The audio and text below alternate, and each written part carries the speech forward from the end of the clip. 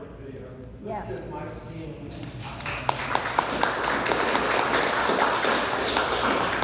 Is that linked to the Mike website? Skeen was the guy. I know it's on Facebook, but I'm not positive It's it's linked to the website. And he was there the day of the event. And I noticed he wasn't doing a lot. It was great, he's here to support everybody. But the reality was, he had a drone in the air. I didn't even know what he was doing. Nobody knew what he was doing. But he chronicled the whole thing. And his voice overlay is priceless. Maybe it's just me, but I get goosebumps. And Karen and I were like in tears when he said, "Is this good?" And he said, "It was just crazy." That's what we can do here. That's what we've done. There's an event on the 16th. It's an auction. It's a chance to raise some money. So please come out and support that. It's May 16th. Mm-hmm, right. I've been around town so much, I can't figure out we got We had an opportunity to, and I can't wait to poll you guys, an opportunity to adopt a portion of a highway. And I was voting for 46, because especially around those turns, have you seen the trash line? Just kidding. You don't be out on 46. But these are areas that TxDOT has said are available. We are right here. This is 16 and 1283. This is the last stretch going into Lake Hills, basically, before you get to Upgate Road. That is available. This is Highway 16. These are two different sections. Section 1 ends right here. Section 2. Here is Timberwood Creek, or Timber Creek. This is Freedom Springs. Does anybody have an opinion right off the bat for this one, or this one, or that one? So I'm going to say, and you can raise your hand, and just know that if you raise your hand and we picked it, we will expect you there, and we will be picking up trash with everybody else. So, number 1. Number 2, the short stretch that has high visibility. So that's like 4. And then this one. Okay. I'm out there alone. I don't have enough information to put there. Now look, Because I'm fairly new. TxDOT is pressuring me to pick one out. First of all, do you think this is something that we should do for our community? Yes. Yeah. And so, It's an easy. number 1 is down here. Who thinks number 1 on the beautiful stretch of 1283? 1, 2, 3, 4, 5. Oh, there's like 8. And then this stretch right here, The green one or the blue one? there's 3. And then this stretch here. Okay. I'm good with any It stretch. looks like we're headed down to 1283. And we'll have a sign, and we'll do it a couple times a year. I don't know how it works. But Ken Baxter, 4 times a year. Ken is the supervisor of this effort, and thank you, Ken, for your volunteer on this, and came up with the idea. I think it's a great idea. We're going to get some visibility, but we'll also have camaraderie, and we'll probably have a cookout or something to celebrate each time we do it 4 times a year. All right. Okay. Speaking of Trust me highway, there. I'd like to introduce our county commissioner, of Precinct 1, Troy Kubicka, and give him a hand, please.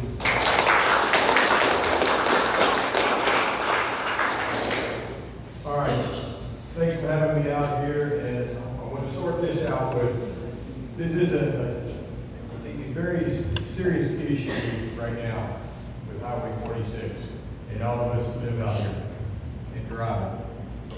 I personally don't drive it a whole lot, but I do have a daughter-in-law that drives it each and every day, so it does affect me as much as it does all y'all. But it is a TxDOT state highway. So with that being said, a lot of people have come to me and Commissioner's Court and said, y'all need to go tell TxDOT to fix it. We don't have that authority. I'm going to clear that up right now.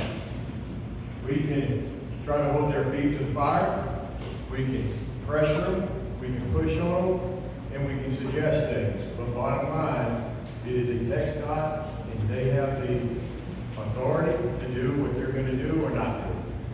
So I can't go tell TxDOT this is what we want and make it happen. Just to clear that up, but with that being said, that doesn't mean we cannot continue to work with them, talk to them, have meetings, discussions, and try to improve what we have. So before we get started, you know, we did a resolution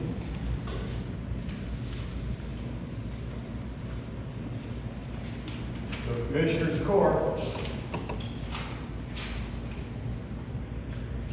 did this resolution on the 9th of April. Whereas State Highway 46 is totally inadequate to handle the volume of traffic between Highway 16 and I-10 in Bandera and Kendall counties. Whereas there have been numerous fatalities and several accidents along the roadway. Whereas numerous decisions and requests have been made to the Department of Public Safety to address this critical deficiency that exists without any firm commitment or timeline for resolution to the problem. Now, therefore, be it resolved, Bandera County Commissioners Court is requesting a formal response that outlines the steps TxDOT is prepared to undertake with defined timelines and a commitment to this project will be priority for the San Antonio TxDOT District Office.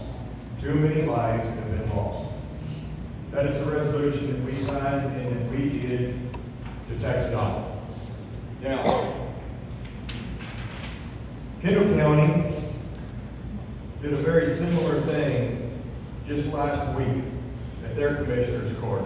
It was a little bit different, a lot longer. I'm going to read the entire resolution, but it's pretty much the same thing and piggyback off of what we did.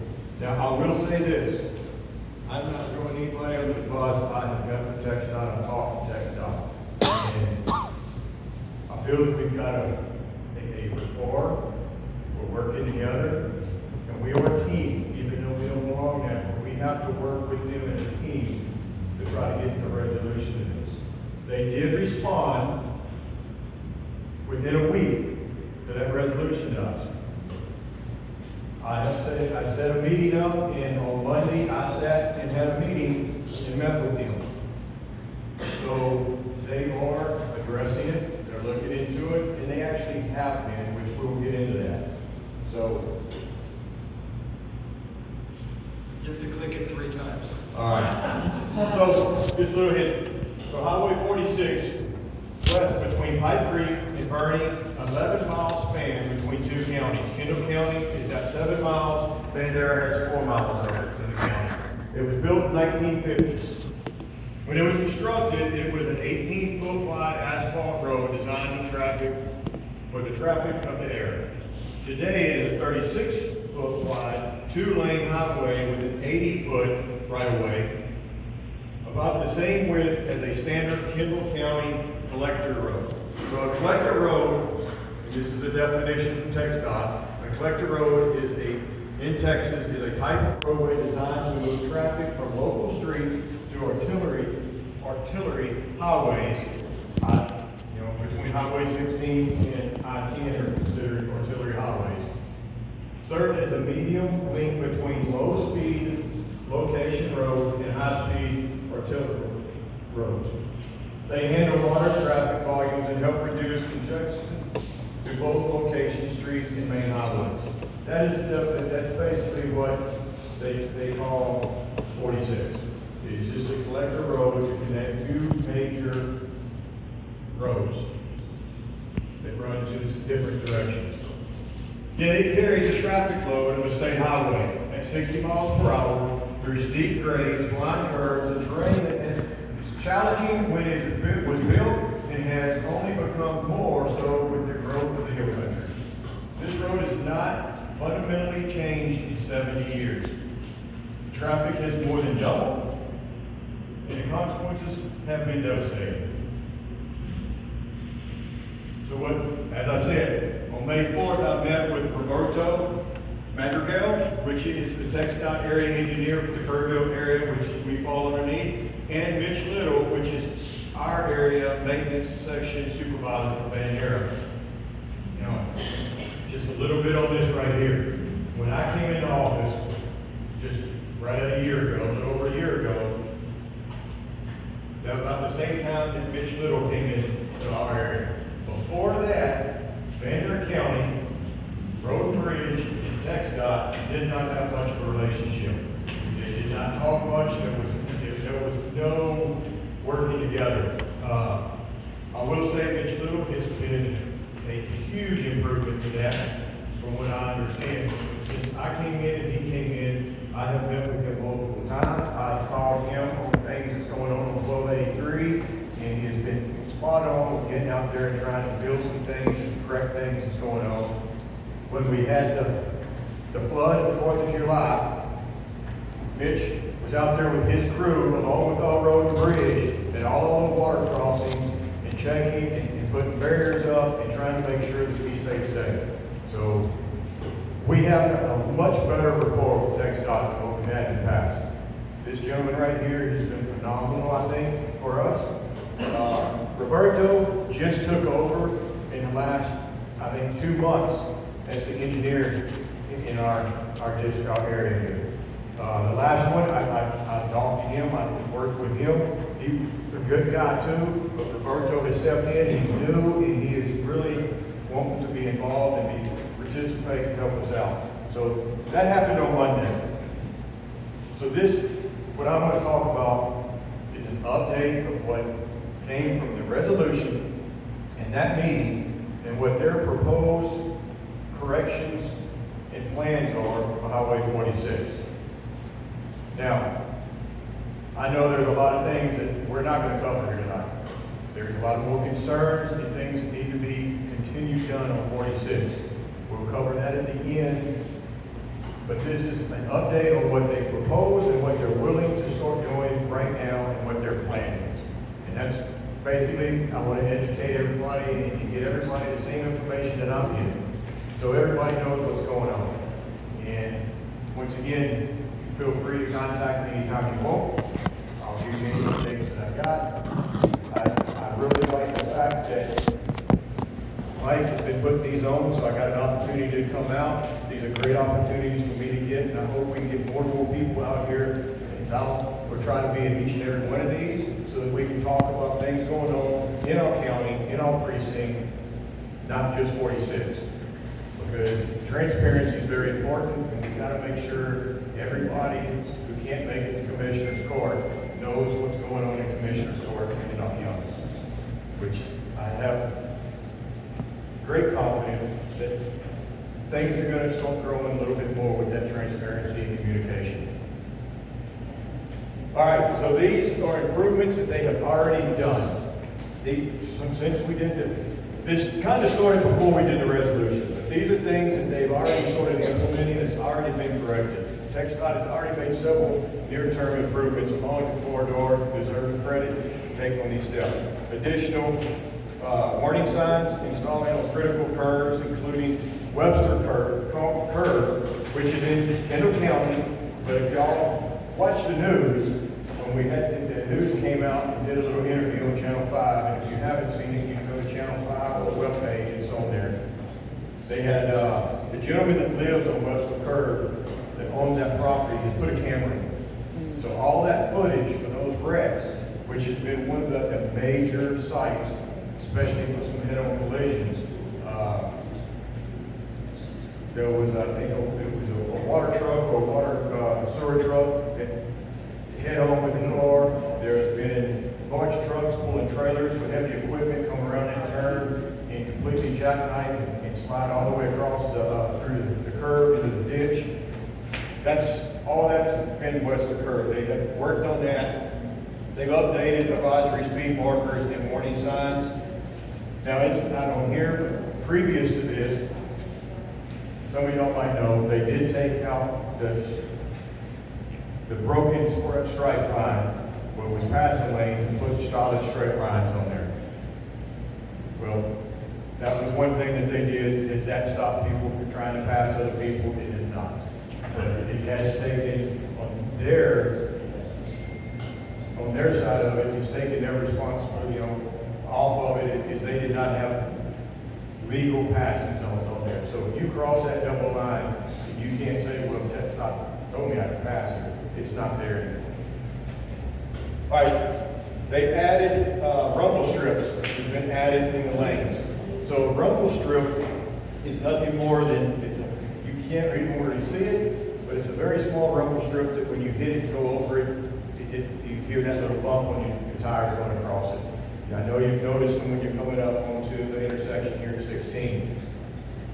That is what they've added, and we'll talk a little bit more. They're wanting to add some more aggressive ones, that when you hit it, actually you'll feel more of the vibration and not just hear it, to try to keep people's attention.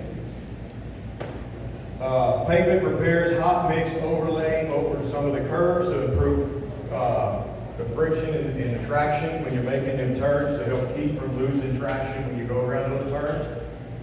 Tree trimming to improve sight distance.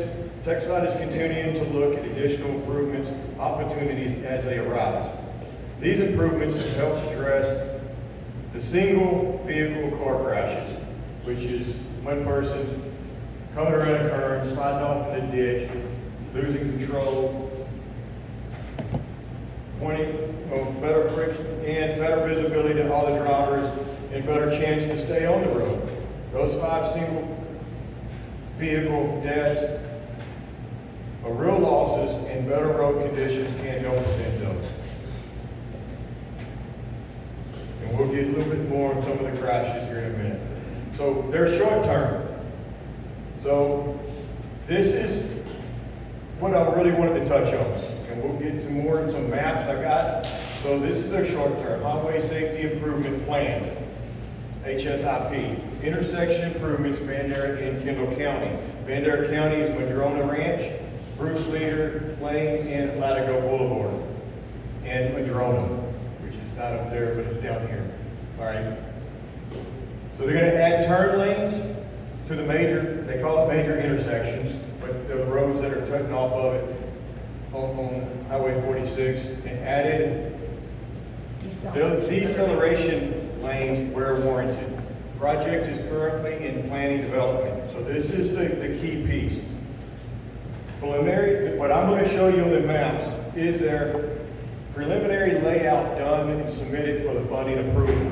This started 2024. So TxDOT was already looking at doing stuff before we did a resolution.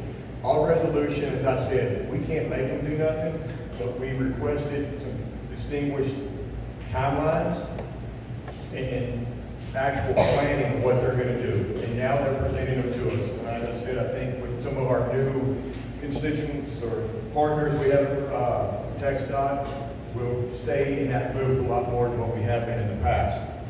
So once that plan was done, and as we get the maps, remember, these were just initial drawings of what they want to propose to do. They had to submit that in order to get the funding.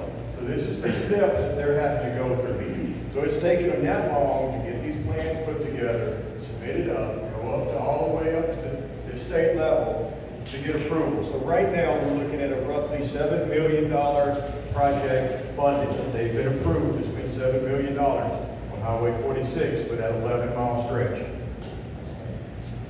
Now, this is where the real work's going into play. Now, since they got that funding, as I said, those plans were something that the engineers started drawing out and putting on paper. Now, they actually have to develop it. They have to get surveyors, they got to get engineers out there and start looking at, is it feasible and what has to be done to make it work. So, as I said, there's an 80-foot deep right-of-way is what they have to play with right now. Now, we've all driven down 46. It's curvy, there's 11% grade on some of those hills. And if you look, there's no shoulders, which is something that I brought up and discussed, that is part of their plan. I'm still pushing for larger shoulders in their road, because one problem is whether you have a wreck or not, if you have a blowout on 46, if you've driven down it, I've actually had a blowout on a trailer, there's no place to pull over and change a tire. There's no safe place to go. There's no safe place for our law enforcement to even enforce the laws, because there's no safe place for them to pull somebody over. So a shoulder is a very important issue that I've been discussing with them. But anyway, so they've got to look at those steep ditches and drop-offs. They're gonna have to get the engineer and surveyor to do what they have to do to build that up, to widen, to make more shoulders, to put turn lanes in, to put passing lanes in. There's a lot of work to be involved in. You don't just go out there and start laying asphalt. So that is right now is the step that we're at. That's the process that they're doing right now. They figure that it's gonna take roughly 15, 18 months before all those plans are done and they actually have architectural engineered plans of what has to be done from the base all the way up to putting asphalt, making it a road. So, letter date, as of what they told me, September 2027 is the projected date to actually start doing construction and doing the implements. So right now, they're up to this phase right here where they're getting all the actual data and everything that they need, so that when they come in, it can be done. And last, I mean, well, obviously, if you haven't worked on a road or done a road and bridge, same as a house. A foundation makes it all. If you build a house on a cruddy foundation, you don't have much of a house in about 5 years when it settles and it falls apart. Same thing, so they've got to get that terrain solid and level to make a road that is gonna last. So that's where we're at. Now, Madrona Ranch, as I said, it's a little separate from here. Madrona Ranch is a priority. If you know where Madrona Ranch Road is, it's that first one on 46 when you come up out of Red Bluff Creek. When you come up, you're still going up a hill, out of a curve, and then you make a 45-degree angle back if you're coming from this direction to try to turn on that road. So it is a priority. We have an issue with school buses. When I get to the map in a little bit, we'll discuss a little bit on that, what my predecessor had tried to do for years and was unsuccessful, not because of him, but there's other reasons we'll get into. All right, so these improvements does not address all the road hazards or accident locations along Highway 46, but it is a start in the right direction. To help the crashes from vehicles crossing center lines without the intersection is still an issue. As I said, we're going to talk about the intersections and what they want to do there, but we still have an issue with people passing and crossing that double median line, which are giving out head-on collisions. And once again, if you're on that road, you can drive 45 miles an hour and be as safe as possible. When you come around a blind turn and there's a car coming at you head-on at 60 because they're trying to pass somebody, once again, there's no shoulder, there's nowhere to go. You have no out. So that is a concern that I personally want to address with them. So there is still issues outside of the intersection. These issues, however, are still being discussed. Improvements with a long-term plan is addressing them, and we'll talk about that long-term plan in a minute. These issues, though, still need some work to achieve a safe end state. Intermittent term, this is the one we're talking about. This is kind of right after they work on the intersections. This is 5 to 10 years, still under study. So this is not part of that $7 million project. This will be another, once again, plans that they have to submit, actually get the funding for it, and then they can start, once again, back to the engineer to survey it to work up to this level. They want to add passing lanes. They call it a Super 2 configuration at strategy locations, which is adding passing lanes, a wider shoulder, and then taking the center medium and making it a 2-foot stripe between lanes. It has been discussed, it's already been addressed with me, is that going to keep people from crossing the lane and going over? It's not. That is where they're going to put those more rigid rumble strips though, so if somebody does cross over, whether they're distracted on their phone or whatever it is, hopefully it gets their attention back. But that is, as I said, these are still terms that we are still discussing and working on. widening and adding a 4-foot barrier to a center line and improve the shoulder for visibility. I don't know how many of y'all know Brad Dobson. He's trying to pressure. He's done a whole lot with getting signatures, pushing a whole lot of this. He lives off of Madrona Drive. He has been instrumental in a lot of legwork, paperwork, writing letters to senators, to congressmen, to TxDOT, to everybody. And he is doing a lot of work for us. I talked to him quite a bit, and he is deeply involved in trying to get this process moving forward also. Two-way left turn lane and two-way left-hand turning lanes so that you have turning lanes so you can get over and not be in the traffic when you're trying to turn. That is a key piece we'll discuss here in a minute. TxDOT confirms that this project is still under feasibility studies with no definite timeline. One more thing, we're pressuring them to get us some timelines on. Those are the things that we can do.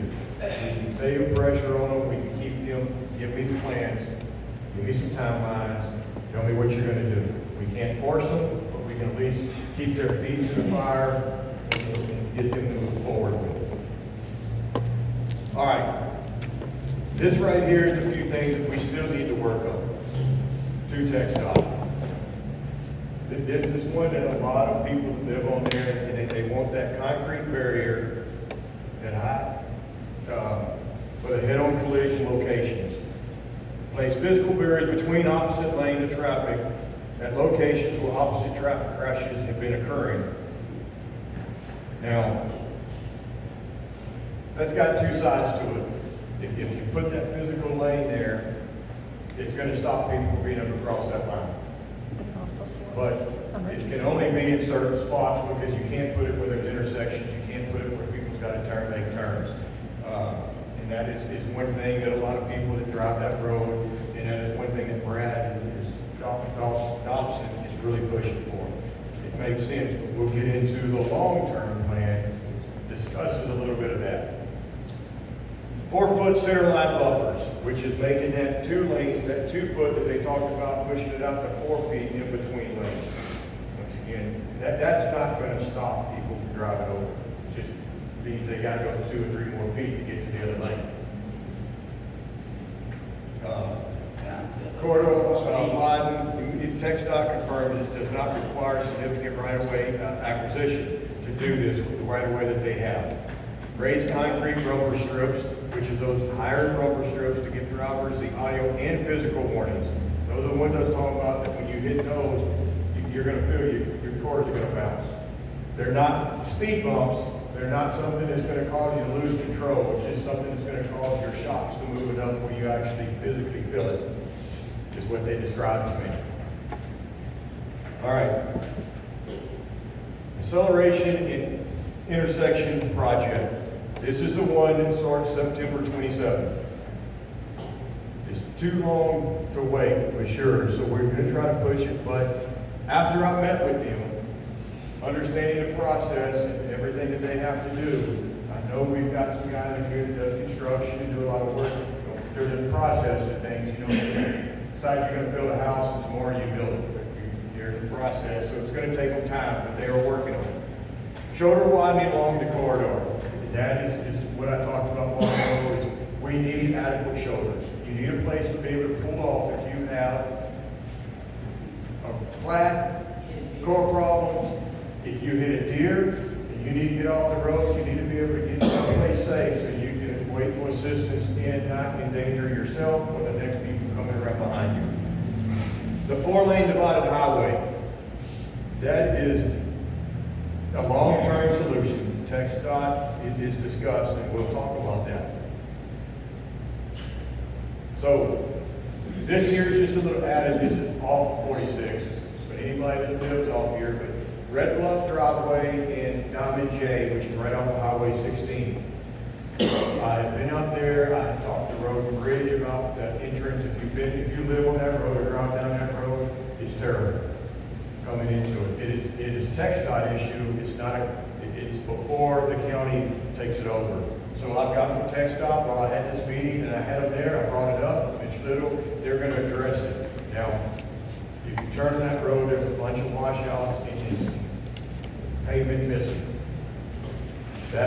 lot of that had to do with Elk Mountain. Because right past this is where Elk Mountain built their new entrance into that Elk Mountain subdivision. If you turn here, you'll see all the pile of the asphalt and the road mix that they have laying there. That was from, not TxDOT, the civilian contractor to build that entrance. They drove all their heavy equipment in and out of there, which tore that road up. So TxDOT is addressing it with them about fixing it, but TxDOT assured me that they were gonna get on it and fix it, and they would go after Elk Mountain to get reimbursed for what they should have fixed. So that was just an added piece of something else that's going on in our precinct that needs to be addressed. All right, so here's the map. Highway 16, the 11 miles to I-10. This is the stretch that we're talking about. These are the major intersections that we're talking about. We're gonna mainly focus on what's going on in precinct 1, but what we talk about here, they're doing the same thing in Kendall County at those other intersections and turnoffs. So let's start here with Madrona. I don't know how well you can see it. Troy, can you move this way a little bit, because you're blocking it So this is Madrona Drive, the one I talked about. Red Bluff Creek is right there. You're coming up a hill and you make this turn, and you turn onto this, and you can clearly see it's about a 45-degree angle turning back if you're coming from Pipe Creek. Now, this has been an issue, not just at TxDOT, but with the county part. It's right here. We have school buses that come out of that subdivision every day. And unfortunately, our school buses with our kids travel during peak traffic hours, especially in the morning, when you've got all these people traveling to get back and forth to get to work. That school bus has to sit here and try to make this terrible turn. And I've never personally drove a school bus. My mom did when I was a kid. I've driven big trucks. I don't think they turn very well. So when you're pulling out here, you've got to literally cross into the other lane to make that turn. You've got a blind curve coming around here and you really don't know what's coming. So that is an issue. Bruce Elliker, my predecessor, spent a lot of time trying to acquire this portion of that land so that they could make this more of a straight road coming into 46 and make it a lot easier for them school buses. He spent a lot of time on that. Unfortunately, the people that own that land would not give it up.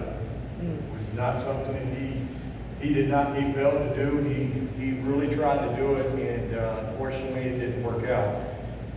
I'm hoping that I can continue that fight. I've also talked to TxDOT about that, about getting TxDOT involved on trying to pressure them to sell us some of this land right here so we can bring this road up and make it more of a straight shot in and make that turn a lot easier for our school buses, our road bridge crew that has to drive down there with those big trucks and the trailers and make that turn, and everybody that lives on that road. Now, this is the projected intersections that they've been talking about when we talked about what they want to do with intersections. So they want to widen this.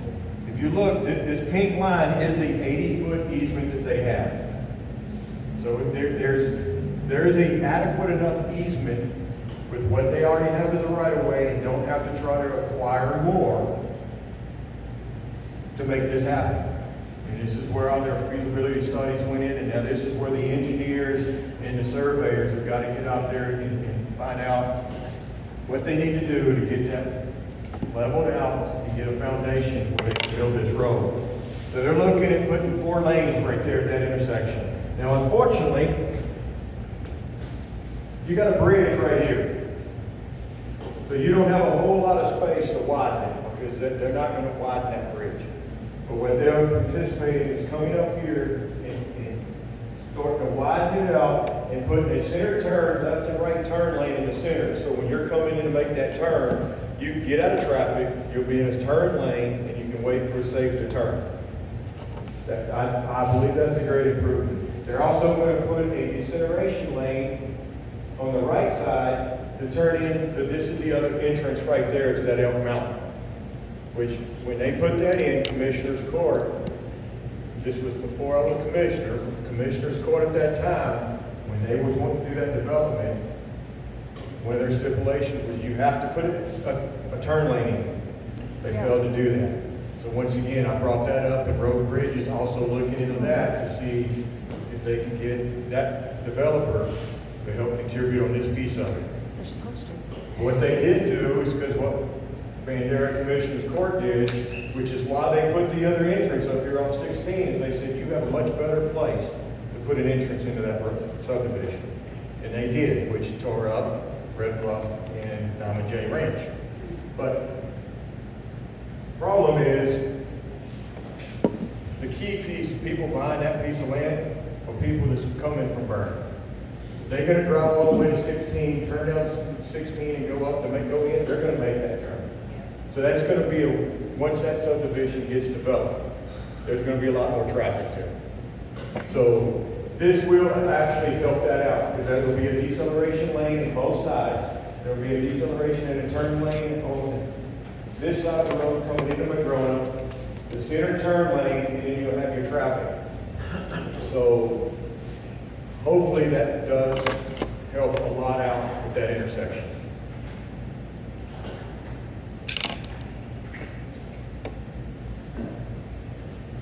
This is Deer Creek. Once again, very similar. There's no way to go when you get here to turn. If you're coming this way and have to turn, you gotta sit and wait for cars going this way, and then you got cars backing up behind you. So once again, they're gonna put a turn lane, and they're gonna put the deceleration lane, so that you can get over and make that turn, so the cars behind you can keep going, and you got a safe place to turn and wait for it safe to turn in. So these are the intersection proposals that they have. Bruce Leader Lane, very similar, same thing. They're going to turn a deceleration lane and a turn lane in the center, divide it up so that you have a safe place to get to make those turns, and so cars can continue to go by and not stop traffic. Latigo. Once again, they're going to do the same thing with the turn lanes. So you're going to have a turn lane and a lane going, and when you pull out, you'll have two lanes. So that somebody can get in the right-hand side when you're coming up on there, and people pulling out still has a way to get by. You're going to have a turning lane coming in, and you'll have your straight lane and two lanes coming out. So when you pull out, cars coming, you still have a place to pull out and you can get into them. Yes, ma'am. So just for clarity, everything that you're showing us on these aerials with the intersections, all that's included in that 7 million? Yes, ma'am. This is the $7 million plan. These are the preliminary plans. That $7 million is just not adding turn lane, passing lanes. That is just for doing all of these intersections along that 100-mile stretch. Okay, thank you. That is what that $7 million is put in. So this is, as I said, this is what's taking so long, is they've got to survey every one of these. And they've got to get an engineer out there and put actual plans. These plans here are just plans that they drew. There's been no survey data done. They haven't done any engineering plan to see what the footing is, what they need to do to raise up those shoulders and those ditches to make this. So that's what's going to take that 15 to 18 months before they get started. So, yes, I wish it could be done a lot quicker, but I also understand that there's a lot of steps to make it happen. Now, remember, when this starts, if you're driving down 46, you're going to be very upset at that time too, because you're going to be stopping behind a pilot car. Traffic's going to be blocked up, but just know it's temporary and it will get past. Just like this interior. Exactly. This here is the other side of Bruce Lane there coming out. Same thing, where you'll have the water road, and then it'll narrow back down to the 2 lane. So, as I was saying, this does not correct all of our problems. This does not correct the head-on collisions and people crossing the median. But it is a start in the right direction. It's helping out. And at least says that they're willing to come to the drawing board and start making plans and start doing something. So that long-term plan for making the passing lanes and the 4-lane and the medium is in the next phase. That will come after this is done. Then once again, they'll have to submit, get that funding, go back through the whole process of engineers and surveying and start this project. So that's why the next phase is 5 to 10 years down the line. Because this phase here is gonna be phase 1, which is gonna be starting now for about 5 years before it's unfortunately completely done. Hopefully before that, but they're giving themselves enough time. So we'll talk a little bit more, but I do want to say this before we get into too much stuff. TxDOT will be in Commissioner's Court on the 27th, next Thursday. No. They are coming to Commissioner's Court to present 2 weeks. 2 weeks. The last month, the fourth week of the month. It's a Wednesday, right? Yes, 2 weeks away. No, it's Thursday. So Commissioner's Court is Thursday. It's the 28th. Is it Then. 28? Yeah. I apologize for that, it's 28. It's Commissioner's Courts, the second and fourth Thursday of the month, Okay. at 10 o'clock at the courthouse. If you haven't been, Commissioner's Court it's an open forum. The problem is that's why I said at the beginning that I enjoy getting a chance to come out here because I know everybody can't take off on Thursday at 10 o'clock and go to Commissioner's Court. So that's why I want the opportunity to be out here and know what's going on and keeping people informed is a phenomenal pleasure. Sometimes it's not. You know, that's what I signed up to do. That's fine. So Go ahead. what do we have to do if we want to say something at Commissioner's Court that day? All right, so Commissioner's Court, that's a good question. It's off topic, but I'm going to cover that real quick. Commissioner's Court, the agenda is posted 72 hours before court. It has to be. If you have 3 or more commissioners or 2 commissioners and a judge meet, we have to post it 72 working hours. Not Saturday and Sunday don't count. So it'd be posted 72 hours. That agenda is posted of what we're going to discuss. Now, we can only discuss and talk about what is on that agenda. If it's not published to the public to be able to come out and hear, we can't talk about it. We can't discuss it. And that's because if we have a quorum and we make a decision and we didn't make sure everybody knew that we was going to discuss and make a decision, we're breaking the law. Because we have to let everybody, it's a public forum and everything we make is to the public. So on this day, it will be published, so you're more than welcome to come. We will be discussing it. We'll be able to discuss it and talk and ask questions. There will be, when it comes up to this discussion, you're more than willing to be able to raise your hand and get involved and ask questions. Now, if you come to Commissioner's Court and you want to discuss something or just bring it out in the public, you show up by 9:30. Well, you can show up till 10, but show up around 9:30. There, on the podium up there is public speaking. You can sign up to public speak and speak about any topic you want to. Anything, any concerns you got, you can bring up. Now, unfortunately, once again, it's not on the agenda, so we won't be able to reply, we won't be able to address it at that time. But you're more than willing to get it out there, get your point out there, and let everybody hear it. And at least it's now out in the public to hear and know.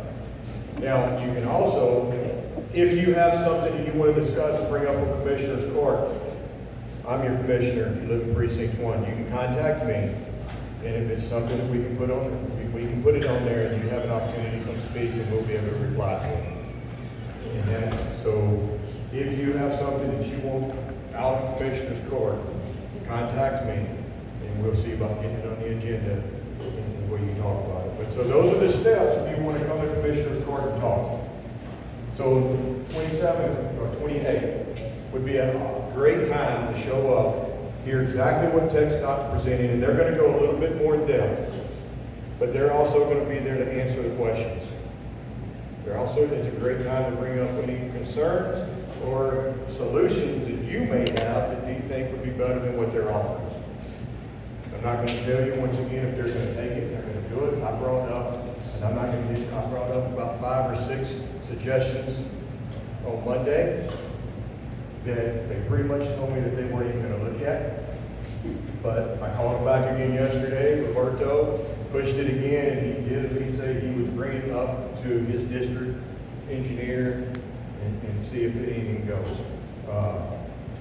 So that's the process on all that. So we got questions, but I want to talk just a minute about that long-term plan I didn't bring up because that's, 10, 15 years down the line. I point blank on the plan that they presented me, which the USC on the 28th, I point blank asked them if they even thought that was feasible and even made sense. Their long-term plan, and I don't know if this is just because they're trying to appease everybody who's upset, is they want to acquire another 85 feet of right-of-way, have 165 feet of right-of-way, which means they're gonna have to either purchase a lot of land or go back to eminent domain, because they've got to acquire 85 more feet to make it. They want to put a 4-lane highway, which would be great for that 11 miles. But they also want to put a 48-foot medium in between the 2 lanes. That was the part that I said, why do you think that don't even make sense? I-10 don't even have that on parts of it. If you want to just acquire another 10 to 20 feet, put a 4-lane highway and put that concrete barrier where you can't cross, you don't need 48 feet. You can even go with 5 or 6 feet with grass in between where people really can't just get across the lane. That was on my mind. I mean, that 48-foot medium just made no sense to me on that road, and I don't see how it can be possible, and I don't see them acquiring 85 more feet of right-of-way. So I don't even think that that's going to be a feasible option. So their long-term plan definitely needs to go back to the drawing board. That's one reason I didn't put it up here. That is obviously something that we need to continue to discuss and work on.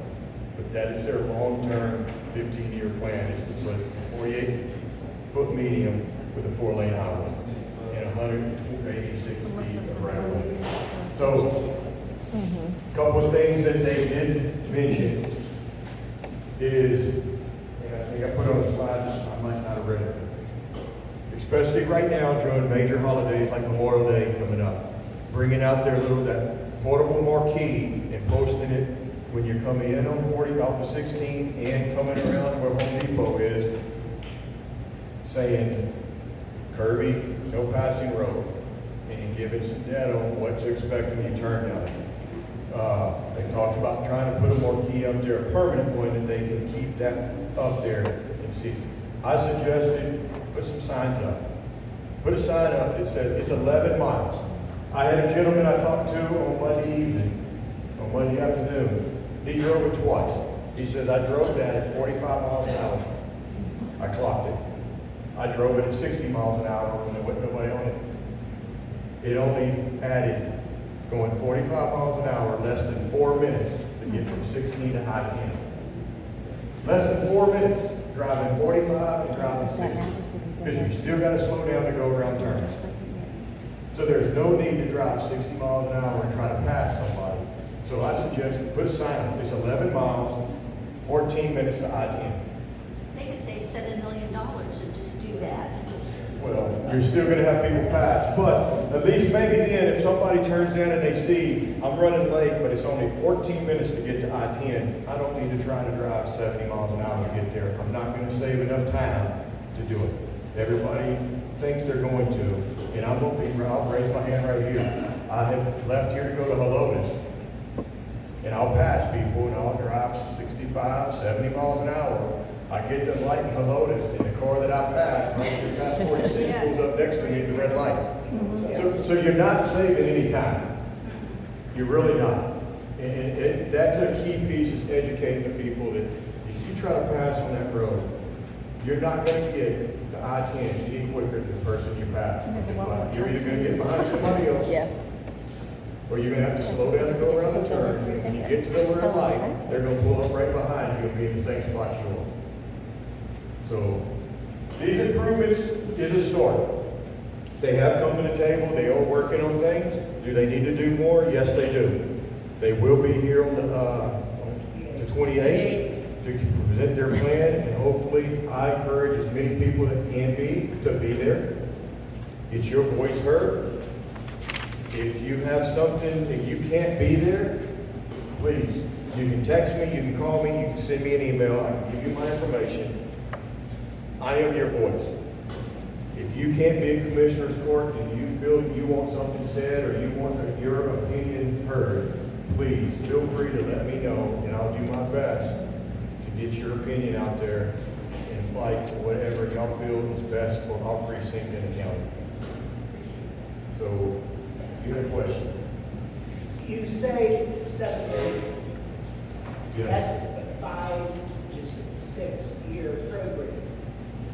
Are they already taking the engineering firms and all of that out of it? Because that's not enough money. That is all part of the funding that they had to approve. That's what they had to get the fund, that 7 million is including their engineers and their surveying. So they can't, the way TxDOT works is they couldn't put their engineers out and start and surveying and all that to put this plan together until they got the approved budget. It's kind of like the county, you know, we can't do anything until we got the Oh, I approval. understand that, but So, yes. I just looked at how long it took to complete I-10 and 410 interchange. I left 25 years ago and it still wasn't finished when I moved back. But Well- conditions came up, I know that. Just like Highway 16 right up here. Yeah. Look how long it took them to get this completed. Now, TxDOT doesn't actually do the work. You will not see TxDOT out here doing these intersections. Because once they get it all approved, they put it out to bid and they bring in a contractor. And I've always wondered how these contractors survive, because you'll drive down the road and you'll see equipment sitting on the side of the road at construction sites with grass growing 4 feet up around it, because they haven't been there in 8 months. And then they show back up, they'll work for a day or two so they can make a draw off that job, and then they move to another job. And that's, unfortunately, that's kind of the way the government works. I wish they could give them a deadline and say, this is your only job, you're gonna do this until it's complete before you can start another one. That's not the way those construction companies work. And unfortunately, we cannot control that. I'm sorry, how much land does the county get on the side of the road? Because if they plan to do the widening of the road for the $7 million, if they plan to widen the road for the $7 million, like you showed the picture, have they already bought the land, or how much does? Okay, so no, they have an 80-foot easement already. No property has to be bought at Okay. this time. We're gonna have to get into significant acquisition or eminent. All right, so what she's asking, so this pink line is an 80-foot right-of-way that they already own. They already have that right-of-way. So what the right-of-way they have is, they have enough to do these improvements without acquiring any more right-of-way. They just have to go and make sure that they can build up the road and build up the foundation and the base to make the road. That's the next phase. When they're talking about that double lane road, they will have to acquire some more More land. land, which goes back to, that's why it's not feasible for them to purchase 85 more feet of right of way, because that's a lot of land that will be taken from people. Nobody's gonna sell that land. And if you go down 46, In your resolution, you cited several entities, but you did not cite or address development.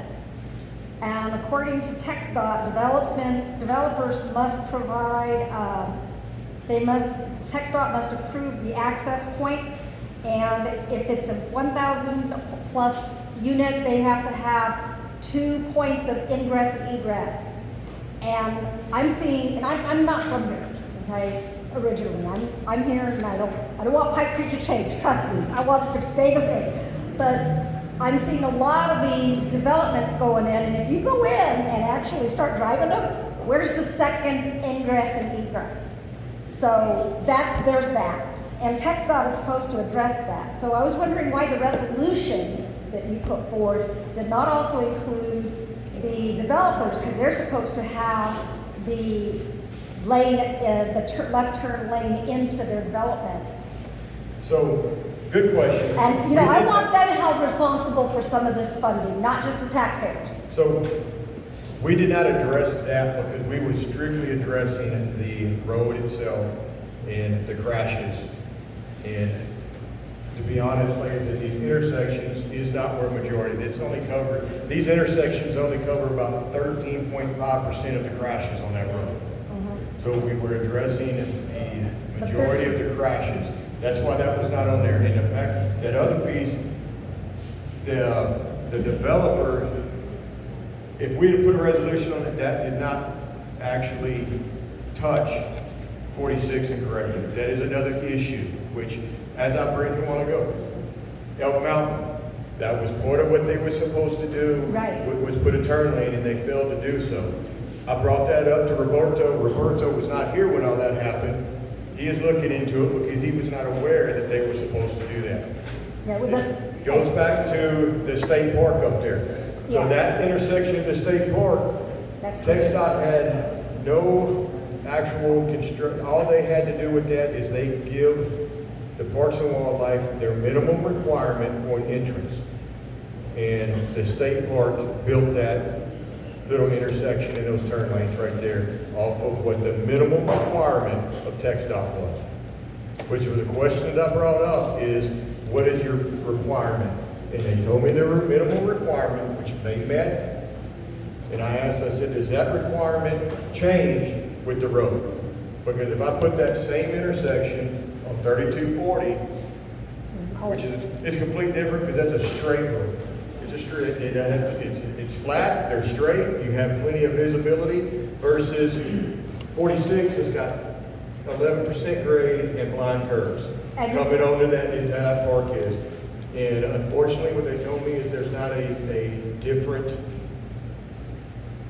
requirement for the road as long as it's considered a contour road. It's the same requirement, whether it's a straight flat road or a curvy hilly road. The reason I'm saying is because at some point, it's gonna be all those developments along 46 that are really, they're impacting the infrastructure of that entire road system. And it's not gonna get any better. It's gonna get a whole lot worse. I agree with And you. that's part of the key problem. Unfortunately, commissioners, the county has no control over that. Yeah. We can't, one is a state highway, as I said at the beginning. If it was a county road it coming off of, we do have a little bit more control over the egress and ingress of a subdivision. TxDOT still has to approve it. Right. But private property of a developer, unfortunately, a county does not have the right to tell a developer what they can and can't do. We got very minimum authority on that. We did manage to raise it, we have to have 10 acres to put a well and subdivide, but that's about as far as we could go. It's private property and county authority stops at that gate. It stops at the private property. That's unfortunately part of living out in a rural area is that, and that's something that we argue with, trying to get more authority from Austin, because Austin gives us more authority, we don't have it. So we're trying to get Austin to give us a little bit more authority. Now, that kind of goes into a little category, but I'll touch on it. If we lose that control right there, a city has authority to tell people what to do. A city, in the city limits, they can put noise discipline and decibel regulations, they can put light discipline in, they can tell you what color you can paint your house and how far off the sidewalk has to be. Rural counties does not have any of that authority. But that's why we live out here, because we don't want somebody to come tell us what we can do in our property. So you get, if there's pros and cons to it. And when you have those major developments come in, and this is I'll just touch on it real quick. Mainly when you have those large developments or you have infrastructure coming in, they always come and ask for an abatement. They always want a tax break. Yeah. we don't believe in giving people tax breaks. Why should somebody with a big development get to pay less taxes than the rest of us?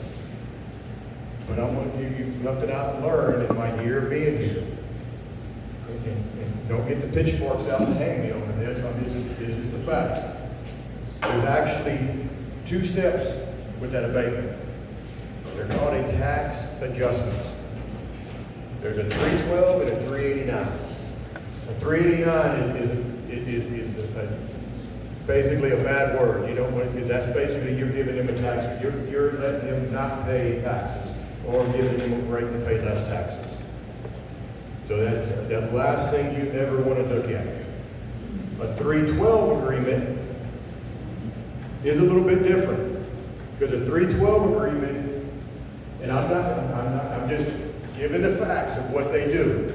A 312 agreement does give the accounting authority to make some regulations and rules. You can give them a tax adjustment with a 312 with stipulations. Is a written contract that you can then tell them offsets of what they can build, how close to the adjacent properties. You can put noise decibel restrictions. You can put light restrictions. You can put front facades, and they have to build either a fence or put shrubberies and all. That gives the county a little control.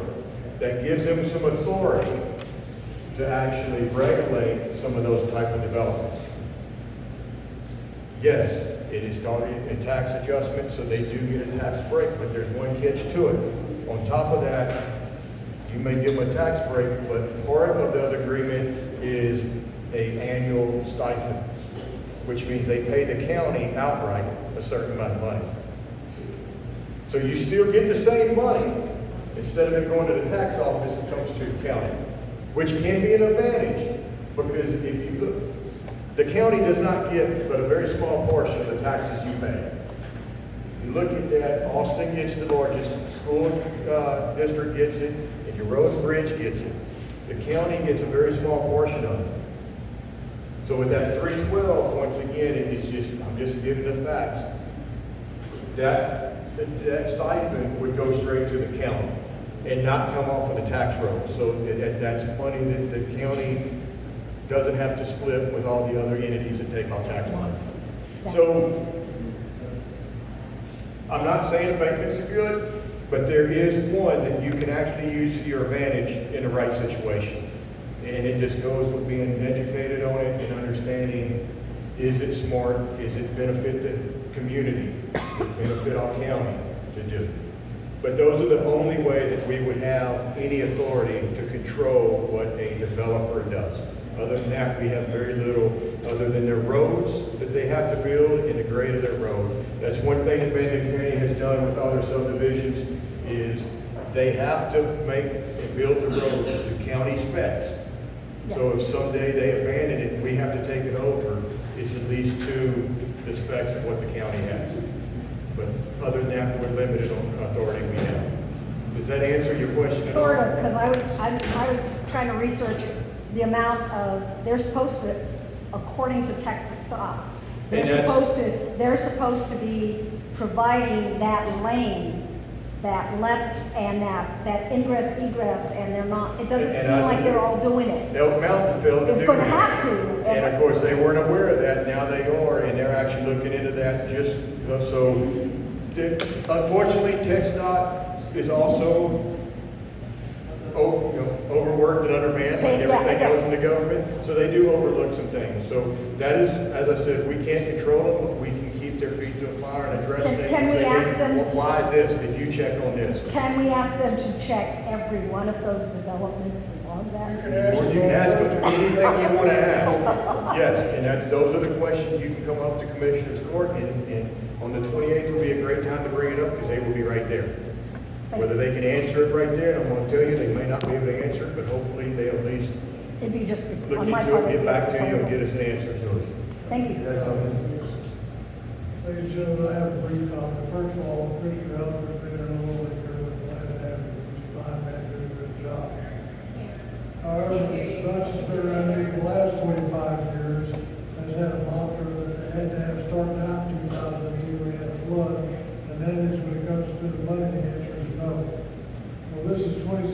race in the 21st century, and growth is coming. We can't stop the growth. Our opportunity is tremendous. So when it comes to Commissioners Court, you need to show up, please. Vote for the guys you like, please. West Fidel, let the guys in Austin know, please, how you feel about this project. Because if you're not, the commissioners will just make it up as they go along, because they're operating on your input. And if your input is that you want that project, commissioners will probably have that extra 10% of their parts in the county. And they think you don't want to spend your money too long, and we'll be sitting right here 10 years from now. You can manage the growth, but you can't stop. Please vote. Absolutely. I just want to say, Troy, that I happened to be at the right place at the right time a year and a half ago. And it was right after the 3 people that died in the car wreck. And it was a month later that the Kendall County Commissioners Court had the opportunity, or called a special meeting, and everybody that lived in Kendall County on 46 was invited for that. And it's been a year and a half since Bandera has done anything, and I want to congratulate you for doing this for all of us. And it's not just Pipe Creek, it's everybody that drives that highway. And I went to Commissioners Court before, and it just didn't get anywhere. And so I'm glad to hear that you're talking with TxDOT. They're fine people in Bandera. I've talked to them as well.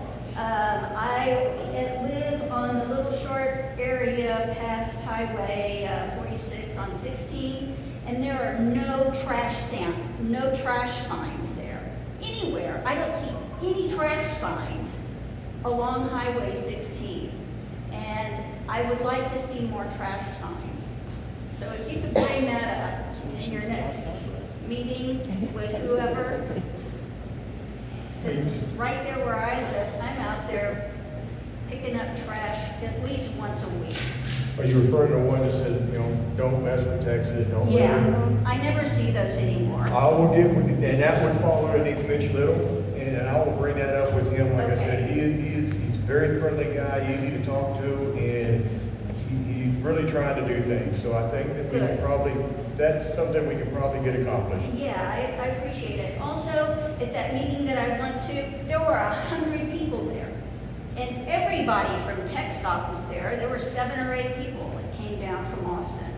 So I'm going to be disappointed if they don't show up and we don't have at least 100 people at that Commissioner's Court in a couple of weeks. It makes a big difference who shows up. Yeah, it does. It does, and I appreciate that. Thank you very much. And once again, my information's online. I can give it to you. Yeah. The Bandera County Commissioner, please, if there's an issue, I'm not going to lie to you. I don't know every problem we have. And I'm not going to be able to see every issue with every road or sign that we have. But please, reach out to me, let me know, and I will do my best to correct it, find a solution, or at least address it, and try to get it done. I'm hoping, yes, I would love to see as many people come into Commissioner's Court. I'd like to see that court filled every single Commissioner's Court. That court is for y'all. That is the county business. That's what we do. We actually, any county business, we conduct it through that court. And if you can't You're saying decisions are made by those who show up. That's a direct quote. But please, let me know, because I am your voice, and I know, like I said earlier, not everybody can take off at 10 o'clock on a Thursday. So please reach out and let me, because I would definitely be the voice, as much voice as I can for each and everybody in Precinct 1. So back to the road, you said it's gonna start in 2027. You said the timeline is 5 years. So this is the 1 to 5 year plan, yes. That they've given them that. I'm hoping it don't take 5 years. The groundbreaking to start is actually September 27 is when they should start doing construction, yes. But they have actually, their next phase plan is 5 years after this, so from now. Well, one of my concerns paying taxes. We had a saying in the Army, we never have time to do it right, we always have time to do it again. But also, we never have enough money to do it right, we have enough money to do it again. And so that's one of my concerns, and when you talk about the growth, we know the growth is coming. And it seems like there's always looking in the rearview mirror. Yeah. Can we get somebody to look ahead and plan a project that will not cost as much because we're not doing it 5 different times? Yes, I agree with you. Matter of fact, and I don't know if, this is Judge Towers, this is our JP from Precinct 1 is here. You don't know who he is. He's another one of our elected officials. But we've had a very similar discussion before we started. And I brought that up, you know, prime example was 211 that they built. They built that road, and then they built 18 subdivisions and brought 10,000 houses in, and now they're having to rewrite the road because there's too much. Why didn't they think about that and build that road adequate for what they planned on doing? Of course, he brought up something that what was the word? They built it with on what they had, and they was waiting on the tax base to move in before they could make it adequate for what it grew to. Is that pretty much? So, and then unfortunately, so to answer your question, that's what they're doing. They build it, and then they have to wait for the tax base to come in and get enough money to go rebuild it again. And in the long term, you're wasting money. You're wasting, now you gotta, and they make you just add a lane. They gotta tear all of it out and put it all back in, so you're rebuilding the whole road and adding it. So it is a waste of money, it is a waste of time. And resources. Let's see, The the bureaucracy- is, you said it's been there for 70 years, Yeah. right? And so they didn't have a tax base for 70 years. Now, yeah, more is coming in, but somewhere, somebody should have looked forward instead of looking in the rearview mirror. Exactly, and of course, that was one of the things that I brought up when I talked to them, and you know, I said it, we're like we're the stepchildren over here in Van County and Kendall County, because if you go on 46 on the other side, it's a 4-lane road with a medium all the way to Roswell and 35. Yeah. But over here, they done, you know, I know for a fact, I grew up here, they worked on that road, and then they added to it, but they never come over here in between and done anything on 46. So I agree with what you're saying, and that's one reason I'm gonna try to hold their feet to the fire. I am staying in contact with them, and I'm gonna continue to send emails and texts and calls to the doors and say, hey, where's the status? Where are we at? What are we doing? And as I said, that long-term plan with a 48-foot medium to me does not even make sense. What can we do to make it make sense and adequate? And hopefully, I can't force them to do it, but I'm going to try to hold their feet to a fire where they make a reasonable, smart decision of what they're going to do past the intersections for the rest of 46. I'm with you. Let's think ahead. We know there's money. Spend the money now and save $10 million, then rebuild it again in 5 years if you have to redo it. Right. You know, because you could, with the lane, the amount you have there, just divide the lanes, like you're saying, put a median in, put a fence, you know, steel fence barrier or something in there where you couldn't cross lanes and cause accidents, except turns, obviously. Exactly. You could do that within that amount. I think they Have a would. good shoulder, you know. And that's exactly what I point blank said, does this even make sense to put a 48-foot median and try to acquire that much? You can build a 4-lane road and put that concrete 2-foot barrier like they have going into San Antonio on I-10 would do the same thing without trying to acquire 48 more feet just to put a median. Which then, guess what? Somebody's got to mow it. Somebody's got to take care of it. So how much money are you going to spend on having a road crew out there mowing in between there every year? So think about how much money the maintenance is going to be on doing something like that. So do it right now and build it adequate and not build something that's going to cost a ton of money long-term maintenance. It's my thought on it. Troy, you have one more question? Yes. Well, now, on a different perspective, I mean, on our side of 46, our terrain is very different than when you go towards the east side. You've got compound S curves. It's a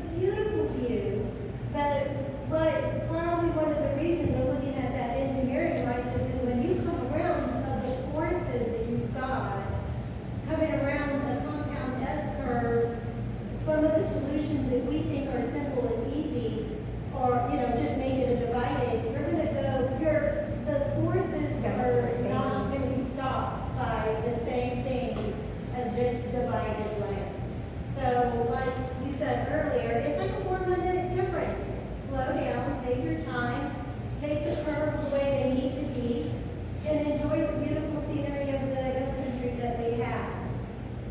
When you take 46 going east that they've made wider, you don't have as much canyon and turn as you have on our side. You don't, the terrain is much different over there than what we have. Yes, it is. So, I mean, that is part of the difficulty, because TxDOT did put out a statement, and they have surveyed, but because of the compound S-curves of the terrain we have, the solutions aren't the same.